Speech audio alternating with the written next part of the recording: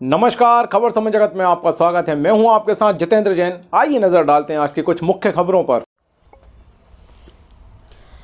भोपाल मुख्यमंत्री शिवराज सिंह चौहान की अध्यक्षता में हुई कैबिनेट की बैठक में कई प्रस्तावों को मंजूरी दी गई। बैठक में मुख्यमंत्री लाडली बहना आवास योजना को भी मंजूरी दी गई।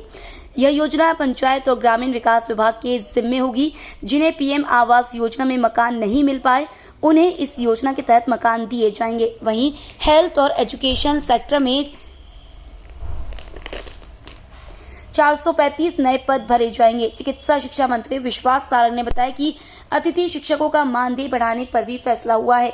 वर्ग 1 को 9 से 18,000 रुपए, वर्ग 2 को 7 से 14,000 रुपए और वर्ग 3 को 5 से बढ़ाकर 10,000 रुपए मानदेय दिया जाएगा। 4,500 अतिथि शिक्षकों को लाभ होगा। उन्होंने बताया कि मध्य प्रदेश मॉब लिंचिंग पीड़ित प्रतिकर योजना 2023 को कैबिनेट बैठक में मंजूरी दी गई। यदि मॉब लिंचिंग में किसी की मौत हो जाती है तो उसके परिवार को 10 लाख मुआवजा मिलेगा। घायलों के लिए 4 से 6 लाख रुपए का प्रावधान होगा। इसमें मॉब लिंचिंग की वो सभी घटनाएं शामिल होंगी जो धर्म, जाति, भाषा या अन्य किसी वजह से होती है। मध्य प्रदेश की स्कीम में मॉब लिंचिंग उसे मानी जाएगी जिसमें 5 या उससे अधिक आरोपी शामिल हो। इस बैठक में forensic sciences university Gandhinagar Bhopal के लिए बरखेड़ा बोंदर में 12 हेक्टेयर भूमि आवंटित की गई। वहीं भोपाल में 100 बेड वाला कैलाशनाथ काटजू अस्पताल 300 बेड का होगा। इसलिए 195 नए पद सृजित किए गए हैं। बैठक में दुनिया भर से आए हुए सभी राष्ट्रों का कैबिनेट की ओर से भी हृदय से स्वागत करता हूँ। प्रधानमंत्री जी के नेतृत्व में G20 की ये ऐतिहासिक बैठक हो रही है। भारत बैठक की अध्यक्षता कर रहा है। हम सबके लिए गर्व की बात है और हमारे वसुधैव कुटुंबकम का सारे विश्व में गुंजायमान हो रहे हैं। भारत का मान और सम्मान बढ़ा है और ये अत्यंत महत्वपूर्ण बैठक पूरी दुनिया की समस्याओं का समाधान करने में भी सफल होगी, ऐसा मेरा विश्वास है। प्रधानमंत्री जी को इसके लिए मैं हृदय से धन्यवाद देता हूँ, बधाई देता हूँ कैबिनेट की ओर से। मित्रों, आज महाकाल महाराज के चरणों में मैं प्रणाम करना चाहता हूँ कैबिनेट की ओर से। मैं जल संसाधन मंत्री, हम भगवान की शरण में गए थे। सच्चे हृदय से अगर प्रार्थना की जाए वो प्रार्थना सुनी जाती है। हम लोगों ने प्रार्थना की, पूजन की और भगवान महाकाल में सुन ली। और आज हम देख रहे हैं पूरे प्रदेश में चारों तरफ वर्षा का दौर जारी है। कल मैं जन आशीर्वाद यात्रा में गया था तो हेलीकॉप्टर वाले दूसरी एक बताना पड़ा, पायलट ने का मौसम खराब, उनका मौसम बहुत अच्छा है, कई लोग बन जाएंगे वर्षा के कारण। आप कल्पना कर सकते हैं कितना फायदा हो। फसलें जीवन दान पा गई हैं, किसानों के चेहरे पर मुस्कुराहट है। बिजली का ट्रैक इतना बढ़ गया था, हम कुछ भी कर रहे थे, हम पूरा नहीं कर पाते। 15-16 हजार मेगावाट बिजली की डिमांड थी, जबकि 8-9 हजार से ज्यादा नहीं होती इस समय। तो हम कुछ भी कर रहे थे, हम पूरी कर ही नहीं पाते। लेकिन आज ये महाकाल महाराज की कृपा है कि हम अब फसलें भी बचा पाए, किसान के चेहरे पर मुस्कुराहट ला पाए उन्हीं की कृपा से, और बाकी चीजें भी हम सब ठीक ढंग से पूरी करेंगे। उनके चरणों में प्रणाम। आज माननीय मुख्यमंत्री शिवराज सिंह चौहान जी की अध्यक्षता में कैबिनेट की बैठक संपन्न हुई। उस बैठक में विभिन्न योजनाओं को और अनेक जन कल्याणकारी निर्णय लिए गए। आज माननीय मुख्यमंत्री जी ने कैबिनेट की ओर से इस देश के यशस्वी प्रधानमंत्री नरेंद्र मोदी जी की जो नेतृत्व में G20 सम्मेलन दिल्ली में हो रहा है और उसमें विभिन्न देशों के जो राष्ट्राध्यक्ष भारत पधार रहे हैं उन सबका स्वागत किया। कैबिनेट ने इस बात को लेकर माननीय प्रधानमंत्री जी का साधुवाद किया कि उनके नेतृत्व में ये देश विश्व के मानचित्र पर अपना एक अलग स्थान बनाने में सफल रहा है। G20 देशों की अध्यक्षता करना निश्चित रूप से हमारे भारत के प्रधानमंत्री नरेंद्र मोदी जी के व्यक्तित्व और कृतित्व की जो अनूठी पहचान है उसको प्रतिपादित करता है। आज मध्य प्रदेश की कैबिनेट ने भारत में आए सभी विभिन्न देशों के राष्ट्राध्यक्षों का स्वागत किया है और माननीय प्रधानमंत्री जी को इस बात की बधाई दी है कि उनके नेतृत्व में ये G20 सम्मेलन सफलतापूर्वक निष्पादित हो रहा है। विगत दिनों मध्य प्रदेश में बारिश को लेकर बड़ा संशय था। अल्प वर्षा के कारण फसल को बड़ा नुकसान होने की आशंका थी। अल्प वर्षा के कारण बिजली की डिमांड में भी बहुत तेजी से इजाफा हुआ था।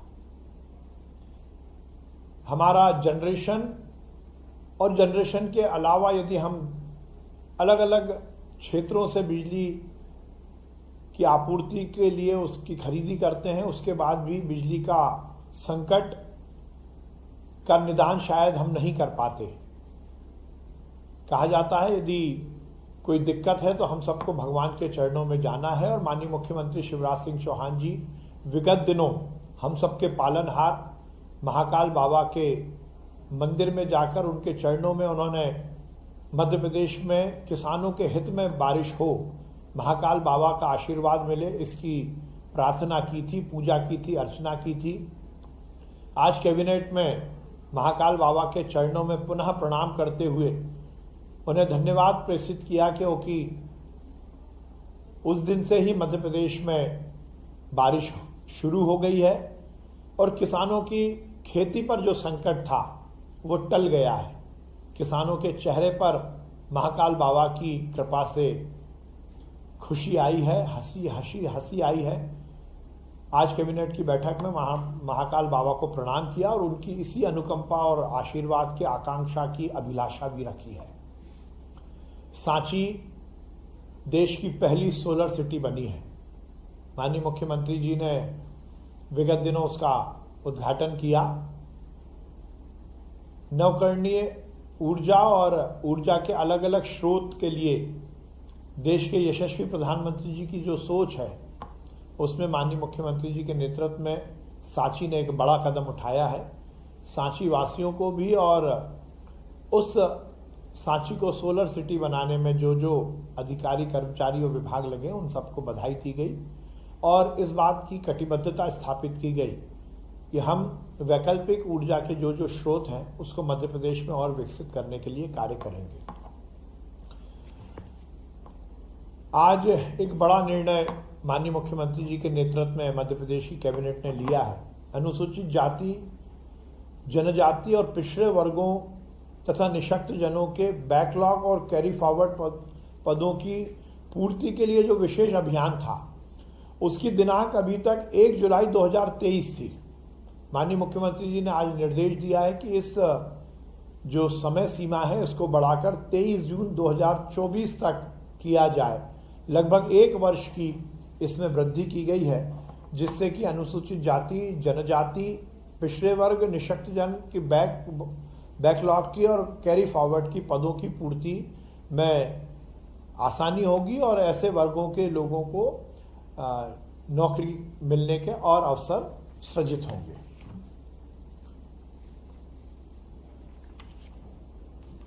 आज अतिथि शिक्षकों के लिए बड़ा निर्णय कैबिनेट की बैठक में लिया गया। जैसा माननीय मुख्यमंत्री शिवराज सिंह चौहान जी ने इस बात की इच्छा व्यक्त की थी और अतिथि शिक्षकों के जीवन में और सुधार के लिए सरकार की कटिबद्धता को स्थापित किया था, उस परिप्रेक्ष्य में आज कैबिनेट की बैठक में निर्णय लिया गया कि अतिथि शिक्षक वर्ग 1, वर्ग 2 और वर्ग 3 का जो वर्तमान मानदेय है उसमें इजाफा करते हुए उसको दुगना किया गया है। अतिथि शिक्षक वर्ग 1 का जो मानदेय था वो 9,000 रुपये है, उसको बढ़ाकर मध्य प्रदेश की भारतीय जनता पार्टी की सरकार ने अब 18,000 रुपये कर दिया है। वर्ग 2 का जो 7,000 रुपये मानदेय था उसको बढ़ाकर शिवराज सिंह चौहान जी के निर्देश पर 14,000 रुपये कर दिया गया है। और वर्ग 3 का जो मानदेय था वो 5,000 रुपये था, उसको बढ़ाकर 10,000 रुपये कर दिया गया है। यह अतिथि शिक्षकों के लिए एक बड़ी राहत भारतीय जनता पार्टी की सरकार मध्य प्रदेश में की है शिवराज सिंह चौहान जी के द्वारा। निश्चित रूप से इससे अतिथि शिक्षकों को बहुत लाभ मिलेगा। मॉब लिंचिंग को लेकर सुप्रीम कोर्ट ने जो गाइडलाइन विभिन्न प्रदेशों को दी है, उस गाइडलाइन के अनुसार मध्य प्रदेश मॉब लिंचिंग पीड़ित प्रतिकर योजना 2023 को लागू करने की सहमति आज की कैबिनेट में दी गई है।